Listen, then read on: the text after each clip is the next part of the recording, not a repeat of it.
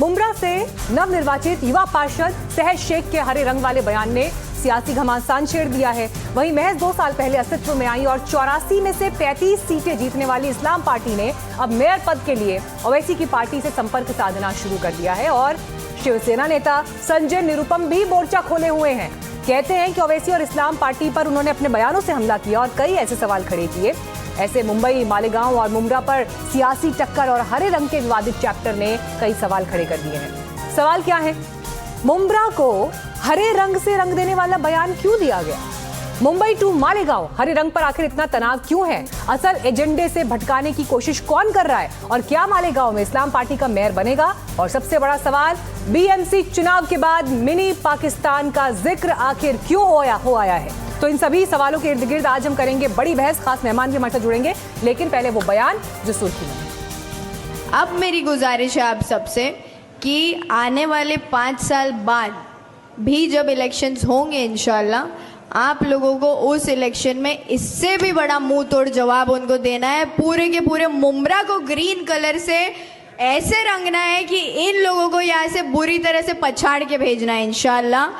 हर एक कैंडिडेट इंशाल्लाह 5 साल बाद सिर्फ और सिर्फ MIM का आएगा, क्योंकि अब इलेक्शन में आप मजलिस की ताकत समझ चुके हैं और ये ताकत हमको अल्लाह से आती है।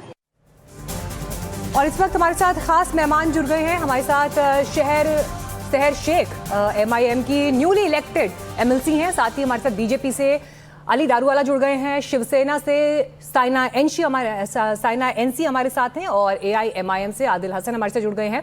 पीस पार्टी के स्पोक्सपर्सन हाफिज गुलाम सरवर भी हमारे साथ जुड़ गए हैं। सबसे पहले यहाँ पर सहर में आपका रुख करते हुए, पहले तो आपको बधाई, कंग्रेचुलेशन फॉर योर विक्ट्री। लेकिन थैंक यू सो मच।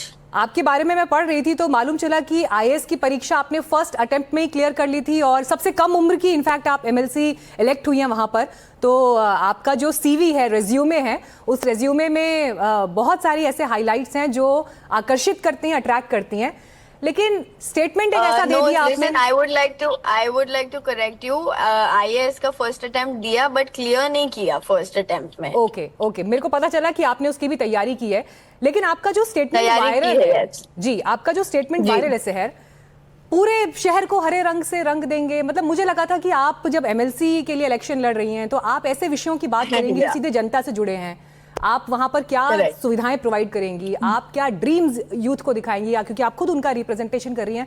पर आपने भी फिर उसी लीग पर बयान दिया, पूरे शहर को हरे रंग से रंग देंगे। क्या साबित करना है हरे रंग से रंग कर?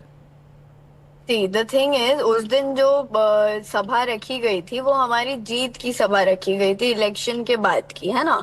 एंड व्हाट हैपेंड इज, हम जब वहां पर थे, इलेक्शन का पूरा अगर आप बैकग्राउंड और हिस्ट्री निकालो कि ये मुंब्रा के इस नगर सेवक इलेक्शन में हिस्ट्री में क्या हुआ है, पास्ट में क्या हुआ, हमारे भाषणों में हमने पहले किस MLA का जिक्र किया और क्या टॉपिक्स पर बात किया। मेरा पूरा campaign was only about development. हमने सिर्फ मुंब्रा के डेवलपमेंट पर बात करी है, बच्चों के एजुकेशन पर बात करी है, इंफ्रास्ट्रक्चरल डेवलपमेंट पर बात करी है और औरतों के हक में बात करी है, जो डोमेस्टिक वायलेंस होता है, कई सारी चीजें हैं जो मुंब्रा में होती है। एंड अगर आप मेरे ऊपर प्रॉपर होमवर्क करें तो आपको पता चलेगा कि पिछले 7 साल से the work that I have done in Mumbra for my people is nowhere near Hindu Muslim politics. तो फिर ये बयान क्यों देना पड़ रहा है सहर? यही आप तो खुद अपने आप बता रही हैं कि आपके विजन में क्या क्या चीजें आती हैं और मुझे बड़ी खुशी हुई आपने ये बात की, लेकिन फिर वही बयान क्यों देना पड़ रहा है? क्या इस बयान से वोट मिलते हैं? क्या आपको लगा या किसी ने बताया कि ऐसा कहोगी तो वोट मिलेंगे? क्यों देना पड़ा ये बयान? बिल्कुल नहीं। अगर वोट मिलने के लिए ये बयान होता तो ये आपको इलेक्शन कैंपेन के दौरान सुनाई देता, बट ये इलेक्शन जीतने के बाद सुनाई दिया है। और इस बयान का मतलब था, जब इंग्लिश में एक वर्ड है पन इंटेंडेड, है ना, हम पन में कोई चीज बोलते हैं, सेंटेंस कुछ और होता है, मतलब कुछ और होता है। तो उसको मैंने बोला क्योंकि मेरे पार्टी का फ्लैग ग्रीन कलर का है। जैसे आप देख लीजिए, RJD का फ्लैग ग्रीन कलर का है ना। उसके बाद में JDU का फ्लैग ग्रीन कलर का है। जब वो ये सारी बातें बोलते हैं कि we want to paint the city green और लाइक दैट, तब उस पे इसको कंट्रोवर्सी नहीं बनाया जाता है। बट जस्ट क्योंकि शायद मैंने अबाया पहना है, हिजाब पहना है, तो ग्रीन कलर को मेरे साथ एक अलग तरीके से जोड़ा जा रहा है। जबकि कॉन्स्टिट्यूशन में उस अलग तरीके से नहीं बोला इस बयान को? क्या आपने इस अलग तरीके से नहीं बोला था? अगर मेरा पार्टी का फ्लैग भगवा होता तो मैं बोलती कि मैं मुमरा को भगवा रंग में रंगना चाहती हूँ, बट क्योंकि ये पार्टी लेवल पे दिया हुआ स्टेटमेंट था, ये कम्युनल स्टेटमेंट नहीं था, इसको कम्युनल बनाया गया लोगों की सोच के जरिए। The people who don't have that ability to think beyond religious politics, वो ही लोग ये काम कर सकते हैं। तो उन्होंने ये स्टेटमेंट को गलत तरीके से लिया है, जबकि मेरा मतलब था कि आज मेरी 5 सीटें आई है, कल हम 15 लाना चाहते हैं। That is what the meaning was behind पूरा का पूरा ग्रीन करना है। तो ग्रीन इसीलिए क्योंकि फ्लैग का कलर ग्रीन है, ऑरेंज होता तो ऑरेंज बोला जाता।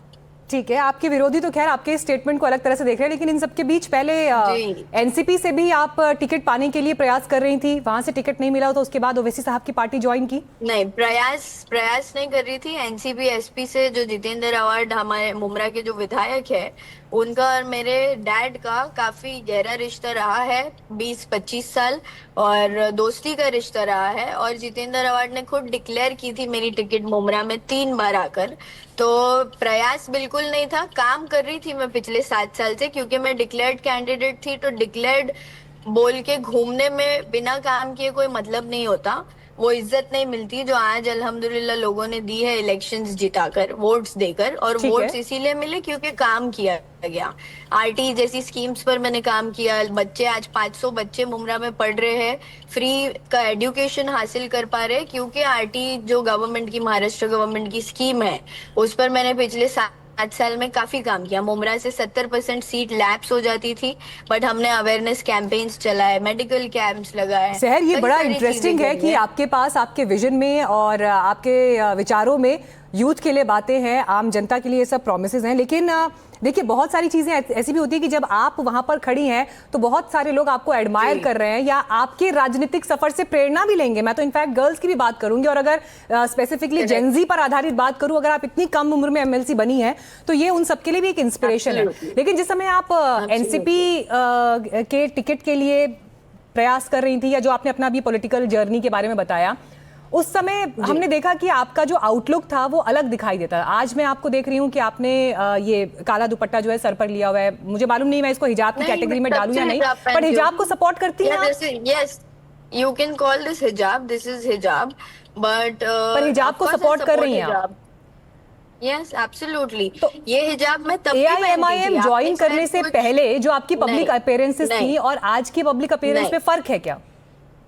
बिल्कुल नहीं, बिल्कुल नहीं। जब भी मैं हिजाब पहनती थी, आज भी पहनती हूँ। मैं जब वेडिंग्स में जाती हूँ या मैं कोई इवेंट्स पे जा रही हूँ, when I am with my family, तब मैं इंडियन कपड़े पहनती हूँ। I wear shirts and formals also, so it's on me whatever I wear. My fashion sense and outlook shouldn't be judged by anybody. नहीं, एब्सोल्युटली आपकी choice है, वो आप जैसे तैयार होना चाहें वो आपकी चॉइस है, उस पर तो कोई क्वेश्चन हो नहीं सकता। लेकिन सवाल जिस समय पर पॉलिटिकल मैसेज देने की होती है उसे लेकर था कि अगर ओवैसी साहब की पार्टी ज्वाइन करने से पहले आपकी अपीयरेंस अलग थी और आज अपीयरेंस अलग है, ये सवाल उस पर था। नहीं, आप मेरे इंस्टा सोशल मीडिया हैंडल सब चेक कीजिए, आपको पता चलेगा। मैं तब से अबाया पहनती। ठीक है, ओवैसी साहब का एक बयान पूरे चुनाव में हेडलाइन बना रहा कि हिजाब वाली बनेगी मुंबई की मेयर, और उन्होंने कहा कि कैसे जो है महिला को आगे लेकर आएंगे। लेकिन जैसे वो ये भी कह सकते थे कि कोई महिला मुंबई में मेयर होनी चाहिए या महिलाओं का रिप्रेजेंटेशन स्ट्रांग हो, लेकिन जैसे ही आप ये कह देते हैं हिजाब वाली बनेगी मुंबई की मेयर, तो फिर समझ में आता है कि टारगेट वोट बैंक कौन सा है। आप सपोर्ट करती हैं इस बयान को? देखिए, उनका जैसे मेरे बयान को ट्विस्ट किया गया, रॉन्गली लिया गया, वैसे उनके भी कई बयान हैं जो वो दिल से मीन कुछ और करते हैं, क्योंकि हम कभी-कभी हमको लोगों का दिमाग ये तो बड़ा क्लियर स्टेटमेंट है शहर, बड़ा क्लियर स्टेटमेंट है कि हिजाब वाली बनेगी मुंबई की मेयर। बड़ा क्लियर स्टेटमेंट है, इसमें ऐसा तो नहीं हो सकता कि कह कुछ रहे हैं और दिल में सोच कुछ और रहे हैं।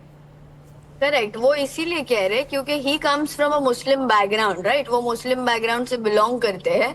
उनकी दिल की ख्वाहिश है कि कोई मुसलमान लड़की बन जाए, बट उन्होंने ये तो नहीं बोला कि कोई हिंदू नहीं बन सकती, वो भी बन सकती है if the person has the capabilities. तो उनके ऊपर भी है। उनके स्टेटमेंट्स जो दिए गए, वो स्टेटमेंट्स को बस एक उठा करके लोग बोल रहे हैं कि नॉर्मल कह देते हैं कि भाई मुस्लिम समुदाय से आने वाली भी कोई महिला अगर मेयर बनेगी, लेकिन जैसे ही हिजाब शब्द का वो प्रयोग करते हैं वो महिलाओं के ऊपर उस कट्टर सोच को आगे मंच पर ले आते हैं या उसको आगे प्रोजेक्ट कर देते हैं जिसे लेकर उन्हें एक तबका पसंद करता है? नहीं, वो तबके को सपोर्ट करने के लिए कभी कोई स्टेटमेंट्स नहीं देते, वो स्टेटमेंट्स दिल से देते हैं। और हिजाब वाली लड़की कोई रॉन्ग स्टेटमेंट नहीं है। हमारी कई सारी लड़कियां जो हिजाब नहीं भी फॉलो करती है, अगर उनके भी दिल में एक ख्वाहिश है, कल को अगर समझो आप मैं बिना हिजाब के हूँ और मेरे में एबिलिटीज है, कैपेबिलिटीज है, और वो असद साहब के चॉइस से थोड़ी होगा कि मैं हिजाब पहनूं या नहीं पहनूं, वो मेरी चॉइस है। कल अगर मैं बिना हिजाब के बैठना चाहूँ तो कोई मुझे क्वेश्चन करेगा कि तुमने दुपट्टा क्यों नहीं पहना? नहीं करेगा, क्योंकि वो मेरे और मेरे भगवान के बीच की बात है। तो वो जब हो जाता है ना, उसके ऊपर लोगों को ध्यान ज्यादा देना चाहिए। ये नहीं देना चाहिए कि उन्होंने ये बोल दिया हिजाब वाली, बहुत हिजाब वाली है। ठीक है। सिर्फ बॉम्बे मुमरा नहीं, पूरे इंडिया में लड़कियां हिजाब फॉलो करती है, और ऐसी मुस्लिम लड़कियां भी, मैं कभी कभी हिजाब नहीं भी ठीक है, पहनती चलिए हूँ। ये आपकी चॉइस है। लेकिन हिजाब पर एक आखिरी सवाल मैं आपसे और पूछूंगी, अगर आप अभी अपना हिजाब उतार दें तो भी असद साहब क्या ये कहेंगे कि ठीक है, बिना हिजाब के भी अगर अपॉर्चुनिटी हो या अवसर हो तो सहर मुंबई की मेयर बन सकती हैं विदाउट हिजाब भी? असद साहब सपोर्ट करेंगे इसे? असद साहब सपोर्ट करेंगे इसे? असद साहब जिस तरीके के इंसान हैं, जितना मैं उनको आज तक समझ सकी हूँ, जानती हूँ, मुझे बिल्कुल 100% लगता है वो सपोर्ट ठीक है। करेंगे। क्योंकि हम ये बिलीव करते हैं कि हमको अल्लाह को जवाब देना है, किसी इंसान को जवाब नहीं देना है। तो उनका भी बिलीफ सिस्टम संविधान को जवाब देना है या नहीं देना है? संविधान को जवाब देना है या नहीं देना है? कॉन्स्टिट्यूशन, संविधान को जवाब क्यों देना है? संविधान को लेकर चलना है। संविधान को जवाब थोड़ी नहीं, देना है, उसको अकाउंटेबिलिटी लेकर तो चलना है साथ में। अकाउंटेबिलिटी तो जब भी हम देश को संविधान आगे के बढ़ा प्रति होगी ना? पाएंगे। अकाउंटेबिलिटी तो बट संविधान के संविधान प्रति ही तो होगी। हमको राइट देता है ना, to practise whatever we want from our religion. संविधान में सबको हक दिया गया है अपने पहनावे को पहनने का। ठीक है, तो फिर उस पे रिस्पॉन्सिबल आप उंगलियां और संविधान के बातें क्यों प्रति बोली होंगे, जाती राइट? है? रिस्पॉन्सिबल आप संविधान के प्रति होंगे, अकाउंटेबल संविधान के प्रति होंगे। हम ठीक है, जो भी कर रहे हैं हमको ये देखना है कि वो चलिए एक बयान और है संवैधानिक सहर। कि नहीं है। ओके सहर, एक बयान और है। शिवसेना के नेता संजय निरुपम ये कह रहे हैं कि मुंब्रा और मालेगांव मॉड्यूल के जरिए मिनी पाकिस्तान बनाने की साजिश है। आपका क्या है इस पर टेक? ये मेरे लिए बहुत फनी है, क्योंकि पाकिस्तान को इंडिया से, हिंदुस्तान से अलग हुए भी सालों हो चुके हैं, बट आज भी पाकिस्तान की बातें इंडिया में की जाती है। मुझे ये नहीं समझ आता कि क्यों हम ही उनको बार बार हमारे बातों में यूज करते हैं, जबकि हमको पता है हमारे रिलेशंस कैसे रहे हैं पाकिस्तान के साथ। तो इस यहाँ पर किसी को मिनी पाकिस्तान बोलना क्या ये असंवैधानिक नहीं है? बताइए आप मुझे। पाकिस्तान को इंडिया से, हिंदुस्तान से दूर होके, डिवाइड होकर कितना साल हो गया? आप जब पूरे के पूरे एक एरिया को, आप इलाके को, पूरे की पूरी कॉन्स्टिट्यूएंसी को आप बोल रहे हो कि ये मिनी पाकिस्तान है, ये तो हमारे लिए असंवैधानिक है। हम क्यों पाकिस्तान बुलवाए अपने आप को? उन्होंने कहा कि उन्होंने कहा है कि मिनी पाकिस्तान बनाने की कोशिश हो रही है। उन्होंने कहा कि मिनी पाकिस्तान बनाने की कोशिश हो रही है। अच्छा, एक पिक्चर है मेरे पास, एक पिक्चर है इंस्टाग्राम से लिया हुआ, एक पिक्चर है, मैं वो एक बार दिखाना चाहती हूँ, और एक बार फुल स्क्रीन दिखाइएगा। और आप ही के इंस्टाग्राम प्रोफाइल से हमने कुछ फोटोज और पिक्चर्स लिए हैं जो इस वक्त हम स्क्रीन पर दिखा रहे हैं। एक बार जरा फुल स्क्रीन दिखाइएगा, फुल स्क्रीन दिखाइएगा। मेरे ख्याल से शायद कहीं किसी ट्रैवल लोकेशन से जुड़े हुए फोटोज हैं।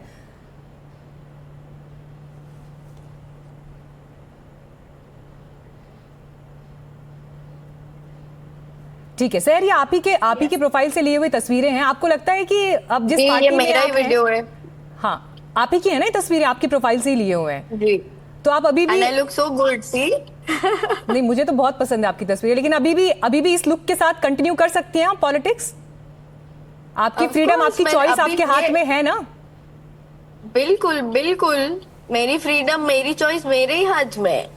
ये टेंशन इंडिया या दुनिया को लेने की जरूरत नहीं है कि मैं क्या पहन रही हूँ, मैं कैसा पहन रही हूँ। वो सबकी फ्रीडम, सबकी चॉइस उनके ही हाथ में होती है ना। ये मुझे मेरी पार्टी थोड़ी बताएगी मुझे क्या पहनना है और क्या नहीं पहनना है। पार्टी इसीलिए तो ये चूज की है क्योंकि इन्होंने कभी सामने से ये किसी को बताया नहीं कि आपको ऐसा करना चाहिए, आपको वैसा करना चाहिए। जैसे एनसीपी एसपी में बोला जाता था कि ये स्टेटमेंट नहीं बोलना, ऐसे नहीं करना। सर देखिए, आज आप बातें बहुत सारी कर रही हैं, लेकिन जो मेरे सामने है आपकी चॉइस है, आप जो आउटफिट्स पहनना चाहें। लेकिन एक छोटा सा इंसिडेंट मुझे याद आ रहा है। आमिर खान की फिल्म आई थी दंगल, और उस फिल्म में एक्ट्रेस थी जायरा वसीम। उस फिल्म के बाद उन पर कट्टरपंथियों ने जिस तरह से अटैक किया, और उस अटैक के बाद हुआ ये कि जायरा वसीम ने फिल्मी दुनिया को अलविदा कह दिया, और उसके बाद उन्होंने ये कहा कि मेरा रास्ता अब कुछ और है, और फिर वो बिल्कुल लाइमलाइट से चली गई और अपने रास्ते पर अपने परिवार के मुताबिक आगे बढ़ गई। बड़ी बहस चल रही थी उस पर कि ये जायरा वसीम की चॉइस है या उन पर इस तरह से थोप दी गई है कि आज वो उसको अपनी चॉइस बता रही हैं। और इसी उदाहरण को मैं आपके लिए सामने इस वक्त लेकर आ रही हूं। मुझे मालूम है कि आप पढ़ी लिखी आज के ज़माने की लड़की हैं, और जब हम ये तस्वीरें भी इस वक्त देख रहे हैं, मैं आपको मॉडर्न आउटफिट्स में मंच की तस्वीरें देख रही हूँ, स्टेज पर आप जा रही हैं, अवार्ड रिसीव कर रही हैं, लेकिन इन सब के साथ फिर दूसरी तस्वीर जिसमें आप मुझे हिजाब पहने हुए दिखाई दे रही हैं। मेरा सवाल यही है कि आप अपने इन आधुनिक विचारों को, अपनी मॉडर्निटी को, जब आप अपनी चॉइस कह रही हैं, क्या उसे वाकई अपनी स्लीव्स पर, अपने कॉलर पर उसी तरह से लेकर चल सकेंगी जैसे इन तस्वीरों में आप लेकर चल रही हैं? बिल्कुल। अब देखिए मैं अभी भी कितने अच्छे से स्टेज पर उसको लेकर चल रही हूँ, माशाल्लाह। चलिए, Of course प्रतीक्षा लेकर चल रहेगी, सकती इंतजार हूँ। रहेगी। आज आपने बहुत सारी होप और आशा उम्मीदों की बात की है, एंड आई एम श्योर कि आप और जिन आपको एक बात और बता दूं मैम, अब इतनी बात हमने करी दी है, तो ये जो वीडियो अभी आपने बताया स्टेज का, so politics is something that we love, social work, and we passionate about it. हमारा पैशन है लोगों की खिदमत करना, तो इसीलिए मेरे जो डैड है वो पिछले 30 सालों से करते आए हैं, और मेरा भी इसमें रुझाव रहा है उनकी ही वजह से। लेकिन हम पेशे से बिजनेसमैन हैं, तो ये जो तस्वीर आपको दिख रही है, ये मेरा बिजनेस है, कार वॉश का बिजनेस, एक मॉल में। तो वहां हमको अवार्ड दिया गया था, और मैं जब काम पर जाती हूँ या मैं अपने टीम के साथ हूँ, स्टाफ के साथ हूँ, मैं फॉर्मल्स पहनना पसंद करती हूँ, तो मैं फॉर्मल्स पहन नहीं, कर जाती एब्सोल्युटली हूँ। आपकी चॉइस, और इसीलिए मैंने कहा कि हम आगे भी आपको इसी तरह से देखते रहें। और मेरा सवाल दरअसल जिस बात के इर्द गिर्द था कि राजनीति में क्या अलग तरह से दिखना जरूरी है, उसी पर मेरा सवाल था।